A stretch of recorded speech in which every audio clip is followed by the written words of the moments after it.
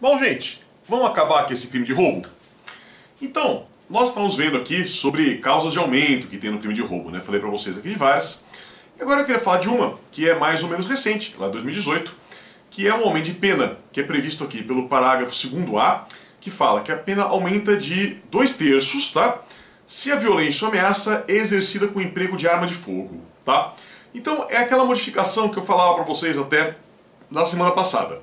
A gente tinha antes, né, um aumento de pena, que era para o crime praticado com emprego de arma, tá? Caiu esse emprego de arma, aí veio esse aumento de pena pela arma de fogo, e posteriormente, aquele aumento de pena que eu falei para vocês por arma branca, tá? Então hoje, na realidade, nós temos aí dois aumentos diferentes por arma, né? Um que é menorzinho, pela arma branca, e o outro que é maior, aqui do parágrafo 2º-A, que vai acontecer por conta da arma de fogo, né? Essa importância que a gente vai ter a partir daqui. Tá? Então assim, o que mudou, né, de importante aqui com isso? É basicamente o seguinte, gente. Antes, se vocês olharem o código um pouquinho para cima, no parágrafo 2º, né, vocês vão ver que lá tem várias causas de aumento. Todas juntas, né? Então o que acabava acontecendo é que você aumentava a pena uma vez só, né? Então você tinha, por exemplo, pela redação antiga, né, concurso de agentes e arma, aumentava uma vez só. Hoje não, tá? Hoje se você tiver, por exemplo, concurso de agentes e a arma de fogo, vai aumentar com base no parágrafo 2º por conta do concurso de agentes, vai ter uma causa de aumento de pena por conta disso, e com base no parágrafo 2º-A, vamos ter uma outra causa de aumento de pena, de 2/3, inclusive, por conta da arma de fogo, tá? Então ficou bem mais rigoroso, né? Ficou bem mais rígido, né? O sistema do que era anteriormente, tá?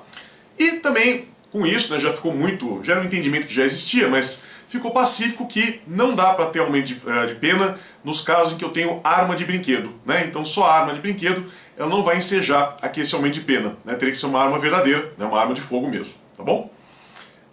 E depois, a outra novidade que vem trazida aqui pelo parágrafo 2º-A também é a ideia, né, que já apareceu no crime de furto, que vai ser quando eu tenho destruição ou rompimento de obstáculo mediante emprego de explosivo ou artefato análogo que cause perigo comum. Então, de novo, né? Aquela preocupação lá com a explosão do caixa eletrônico, né? Aquela preocupação com esse uso de dinamite e outros explosivos que acaba acontecendo muitas vezes aqui nesses crimes contra o patrimônio, tá? Além disso, nós temos aqui o roubo qualificado pelo resultado, né? Então, esse roubo qualificado pelo resultado é previsto aqui pelo parágrafo 3º e, basicamente, né, vai ter duas situações. É o roubo qualificado pelo resultado lesão corporal grave e o roubo qualificado pela morte, também conhecido como latrocínio. Então, gente, vamos falar primeiro dessa lesão corporal grave, né? Então, o que é esse roubo qualificado pela lesão corporal grave? Vejam, primeira coisa, eu preciso que essa lesão corporal grave seja resultado da violência empregada durante o roubo. Vamos lembrar que eu já falei para vocês que violência é qualquer forma de aplicação de força física, tá? Então pode ser um tiro, pode ser uma paulada, um soco, um chute, né? Qualquer coisa que você queira pensar nesse sentido. Então tem que ter violência, e a violência tem que produzir essa lesão corporal grave. E o que é uma lesão corporal grave, né? Isso, gente, veremos depois, está muito bem conceituado lá pelo artigo 129 do Código Penal, tá? Então, ao contrário do que pode parecer, não é uma coisa subjetiva, falar assim, olha, eu acho que essa lesão foi grave, ou eu acho que essa lesão não foi tão grave assim. Não, na realidade não tem nada aqui de subjetivo, é bastante objetivo. Se vocês derem uma olhadinha lá no artigo 129, ele vai nos dizer o que é uma lesão grave, tá? Depois eu falo mais sobre isso quando chegarmos nesse artigo. Então, o que eu preciso? Violência, resultado da lesão corporal grave, no artigo 129, e, importante, né? Não pode haver aqui, gente, o dolo de matar. Isso é muito importante. Porque às vezes o ladrão está com dolo de matar e acaba provocando apenas uma lesão grave, tá? Isso não é essa modalidade. Porque se ele está com dolo de matar, como a gente vai ver agora na sequência, na realidade o que nós temos é uma tentativa de latrocínio, tá? Cuidado com isso. Então, portanto, a gente vai ter aqui, preenchido esses três requisitos, você vai ter o roubo qualificado pelo resultado de lesão grave. Ah, isso foi uma lesão leve. Lesão leve, gente, conforme aparece aí no roteiro que eu preparei para vocês, ela fica absorvida. E fica absorvida por quê? Porque, em geral, né, os crimes que têm violência, e o roubo é um crime que tem violência, conforme vocês bem sabem, eles já trazem mais ou menos no pacote, né, que vai ter lesão leve, né? Então é muito comum você ter um crime com violência que tem também lesão leve. Por isso a gente acaba não aumentando aqui a pena só por conta da lesão leve, tá? Agora a grave, aí sim, ela vai aumentar. E por fim, para terminar esse assunto do roubo, temos o roubo com resultado morte, também conhecido como latrocínio, que é o que vai acontecer quando a morte for decorrência da violência utilizada, né, durante o roubo. Exatamente como acontece com a lesão corporal grave, tá? Então precisa ter violência, e a violência durante o roubo que vai produzir esse resultado morte. Aí vocês podem perguntar para mim assim, mas professor, e se a pessoa morrer por conta da grave ameaça? Mas morre alguém de grave ameaça? Pode morrer sim, gente. A pergunta não é absurda. Imagine vocês que chega o ladrão, aponta uma arma e fala, isso é um assalto. E a vítima fala, ah, morri do coração. Ela morreu por conta da grave ameaça. Morrendo por conta da grave ameaça, não tem latrocínio, tá? Por absoluta falta de previsão legal. A previsão legal aqui é que seja sempre essa morte em decorrência da violência, né? Então, se eu não tenho a violência, não vai ser latrocínio. Isso é muito importante. Outra coisa que é importante. Tanto faz o resultado morte ser doloso ou culposo, tá? Então o que rege o latrocínio é sempre esse resultado morte para o roubo. E não sendo tão importante se for o resultado doloso ou culposo, tá bom? Outra consequência importante que nós vamos ter aqui, que tem até entendimento simulado, né, súmula 603 do STF, é de que o latrocínio, gente, cuidado, ele não vai para júri, né? Então vocês ouviram falar já que aqui no Brasil o crime doloso contra a vida vai para o júri, né? O que está certo. E aí vai dar cosquinha de mandar o latrocínio para o júri, né? Porque ele é um crime doloso contra a vida, ou pode ser um crime doloso contra a vida, né? Eu falei para vocês que esse resultado morte aqui pode ser tanto doloso quanto culposo. Mas tem súmula entendendo que não, que ele não vai para o júri, né?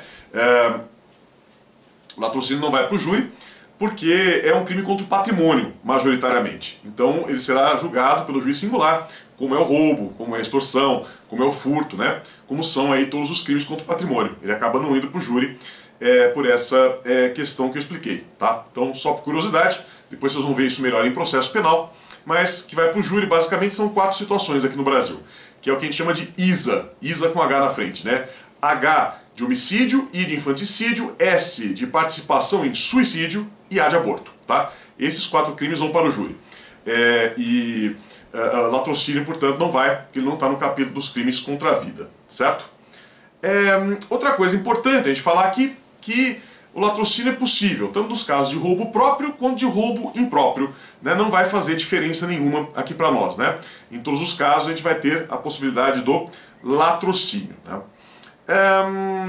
O que não pode acontecer, gente, é uma situação em que eu vou empregar a violência depois que o roubo já está consumado.